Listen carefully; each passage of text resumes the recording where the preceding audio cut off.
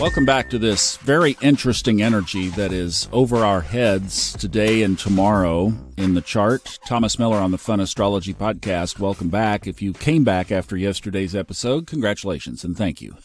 It was like, hope it didn't run you off, but this is a very interesting aspect, and we talked about it yesterday to set it up. If you did not hear yesterday, that's the foundation. We're not going to regurgitate that. The only regurgitation will be Super Sarah has put the T-shirts on sale for this week from our shop.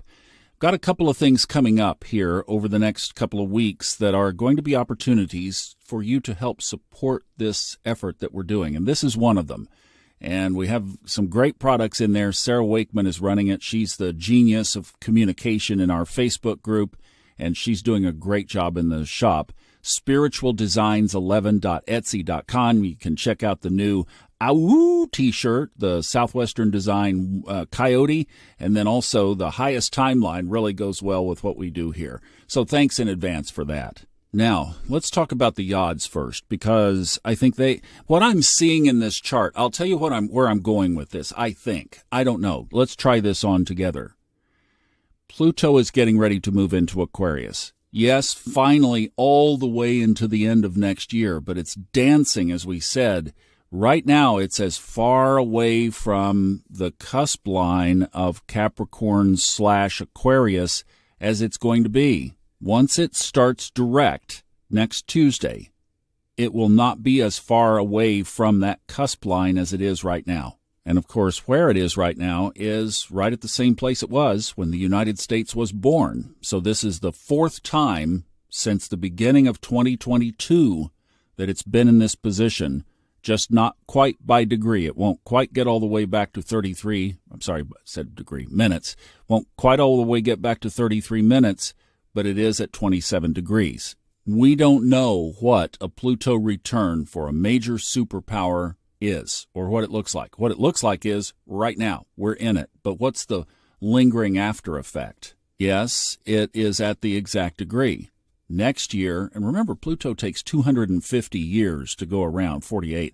Is it in a hurry? I mean, it moves into radical Aquarius next, and since Pluto takes so long to go around, what's a year? What's 2 years or 3 years? So what I'm seeing is that maybe the indications of this, what's up above our heads yesterday that we dissected out, at least the technical part, could it be a precursor to some of Pluto's initial instructions when it moves into Aquarius? These two Yods, I mean, this is fated destiny dropped down in the chart.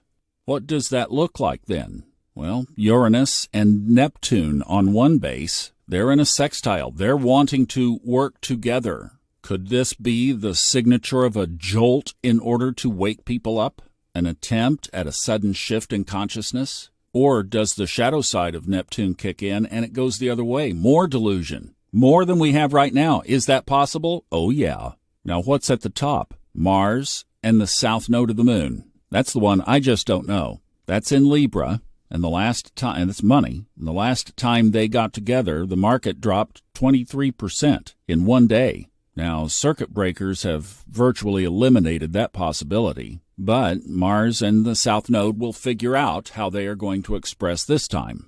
As above, so below. It's a different world today than it was in 1987. And you know, there have been so many predictions over the last, week, I guess 9/23, and then everybody's concerned about 10/4, and then when Pluto goes direct, and then the eclipses. So it's like this whole month is just charged. And I'm recording this a couple of days early because of my audiobook and reading schedule.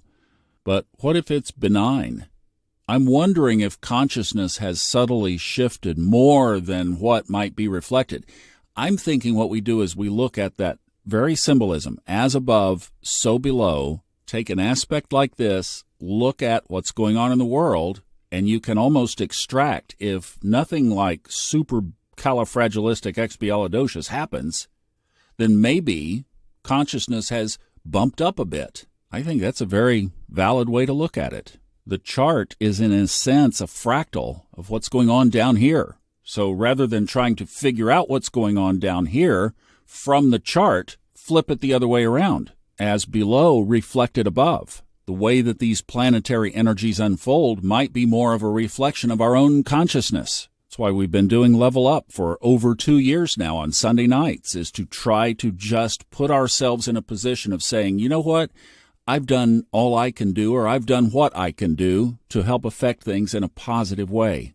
Now, let's talk about this Kite, because it disappears on Thursday, I guess, when Mercury moves off of one of the legs. And then the Yods also disappear after tomorrow. So see, it's like this, we talked about yesterday, this crescendo of everything midweek. So the Kite is Pluto, Uranus, Mercury, and then opposite Mercury, Neptune, which is in sextiles to Uranus and Pluto. How many times do we need to hear Uranus in this analysis?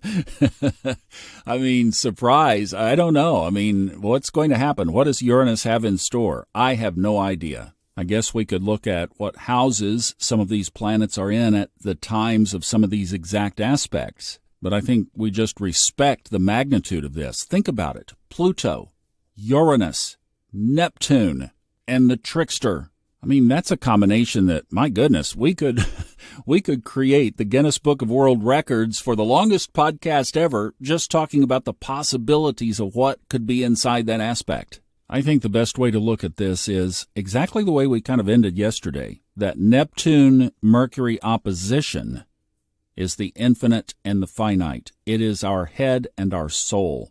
Think of the opposition as a tension. Which one is going to overcome? Which one are you going to follow? Which one are you going to choose? The answer to that question sets up how we're going to experience all of the rest of this. I can't even begin to guess right now on a mundane level what Pluto and Uranus in trine to each other could mean, or what Pluto sextile Neptune, or what Uranus sextile Neptune. I mean, these are all loaded aspects. So stay grounded and let the mundane experience the shock and awe. If there is such, there may not be any. And that was my point, is maybe things have risen to a level where this is experienced differently. But I'll tell you something that came from my own Sunday morning personal meditation. It came up that what I want to do here is to be like a flow, a conduit of flow for Source, for God, for the divine. So I thought of a hose, a garden hose. A garden hose is not the water is the show.